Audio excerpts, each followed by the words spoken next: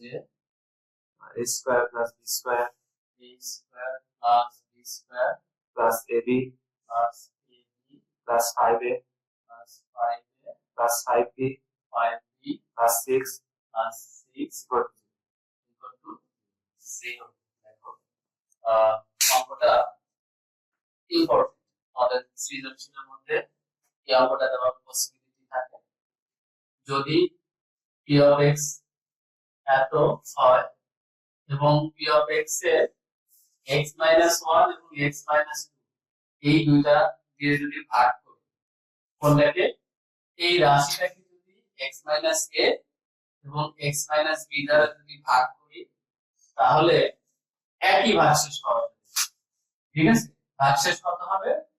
উভয় ক্ষেত্রে একই রকম ভাগশেষ পাওয়া যাবে। তবে আমাদেরকে এটা প্রমাণ করতে হবে, খুব ইজি। ঠিক আছে, তো আমরা কি করব? এখানে খেয়াল করে আমি পুরোটা মুছে দিলাম, পুরোটা মুছে দিয়ে এখানে দেওয়া আছে সেটা কি দেওয়া আছে, the p of x equal to এটা সাথে সাথে তোমরা লিখে নাও যে p of x equal x cube plus 5x square plus 6x plus 8 এটা দেওয়া আছে এবং বলা আছে প্রথমে x minus a দ্বারা ভাগ করতে হবে। কত দিয়ে ভাগ করতে হবে? x minus a দ্বারা ভাগ করতে হবে। তাহলে এখানে দেখো, এখানে যেটা দিয়ে ভাগ করে ওটা ভাজক, আর যাকে ভাগ করে ওটা কি? ভাজ্য। ঠিক আছে, তাহলে আমাদের ভাজকটা কত?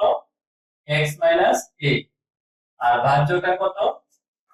p of x, তাই তো? আচ্ছা, তাহলে এখানে খেয়াল করে দেখো, সুতরাং p of a দেওয়া আছে, এটা আমাদের কি দেওয়া আছে? এটা দেওয়া আছে। তাহলে এই যে কি বলছিলাম যে x minus a, যেহেতু মাইনাস আছে তাহলে আমরা এখানে x এর পরিবর্তে কত বসাবো? a বসাবো। তাহলে দেখো যেখানে যেখানে x আছে সেইখানে a বসাই দিব। তাহলে a কিউব প্লাস আচ্ছা 5a square plus 6a plus 8। ঠিক আছে, বসানো। আচ্ছা, আবার দেখো ভাজকটা কত? x minus b, আর ভাজ্যটা কত? Same p of x। তাহলে ভাগ করে দেখো, p of b কত হবে? b cube plus 5b square plus 6b plus 8, তাই তো? দুটাকে আমরা কি করে দিলাম? প্রথমবার x minus a, দ্বিতীয়বার হচ্ছে x minus b। এখন খেয়াল করো যে দুইটারই এটা দিয়ে ভাগ করার ফলে আমাদের ভাগশেষ এইটা, আর এটা দিয়ে ভাগ করার ফলে আমাদের ভাগশেষ বের হলো কত? এইটা।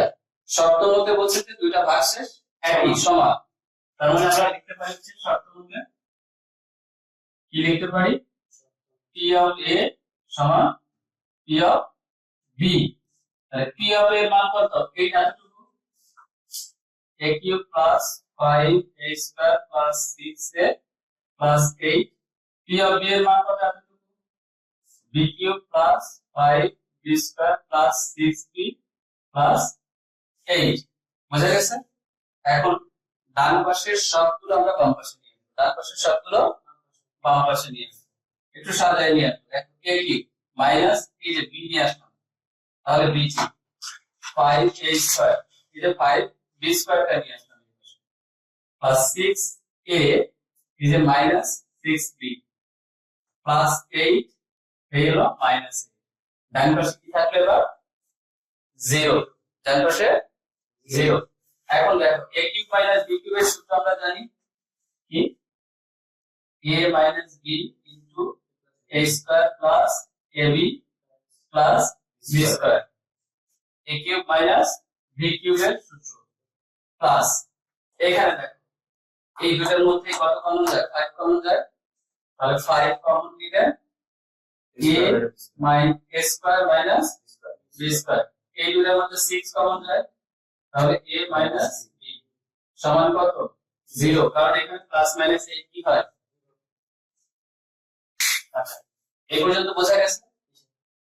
এখন আমরা কি করতে পারি, এটাকে তো সূত্র বানাতে পারি।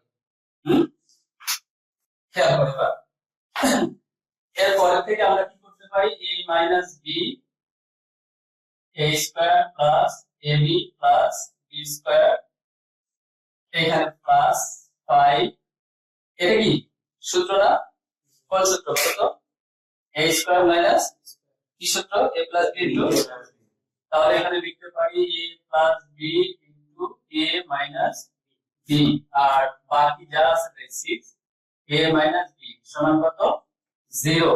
দেখো তো সব জায়গায় এখানে a মাইনাস b আছে, এখানে a মাইনাস b আছে, এখানে a মাইনাস b আছে, কমন নিয়ে a মাইনাস b কমন নাও, তাহলে কি থাকে খেয়াল করো, যে এখানে a square plus ab plus b square plus 5, এখানে a প্লাস b প্লাস হচ্ছে 6 সমান কত 0, সমান 0। এখন দেখো তো এই a মাইনাস b পুরা এই অংশের সাথে কি গুণ আকারে আছে, তাহলে তুমি যদি এটাকে ডান পাশে দিয়ে দাও, ভাগ করে দিয়ে দাও, তাহলে 0 0 ভাগ সামথিং 0 হয়ে যাবে। অর্থাৎ এই যে এটা পুরোটা তুমি যদি ডান পাশে পাঠিয়ে দাও তাহলে 0 এর নিচে চলে যাবে, তাই না, তাহলে ভাগ করলে 0 কে যে কোনো সংখ্যা দিয়ে ভাগ করলে 0 হয়ে যাবে। অর্থাৎ তারপরে দেখো বিষয়টা এখানে কি আছে, a square plus ab plus b square 5 দিয়ে গুণ করে দাও, 5a 5b প্লাস 6, এখানে হচ্ছে 0 a মাইনাস b, এই কথাটা বলছিলাম যে গুণ আকারে আছে যা ভাগ হয়ে যাবে, ঠিক আছে। এখন খেয়াল করো যে যেটা প্রমাণ করতে বলছে সেটা হচ্ছে যে a square plus b square plus ab plus 5a plus 5b plus 6 সমান 0, এটাই প্রমাণ করতে বলছে না প্রশ্নটা, তাহলে আমাদের কি প্রমাণ হয়ে গেছে না, বোঝা গেছে, কঠিন ছিল।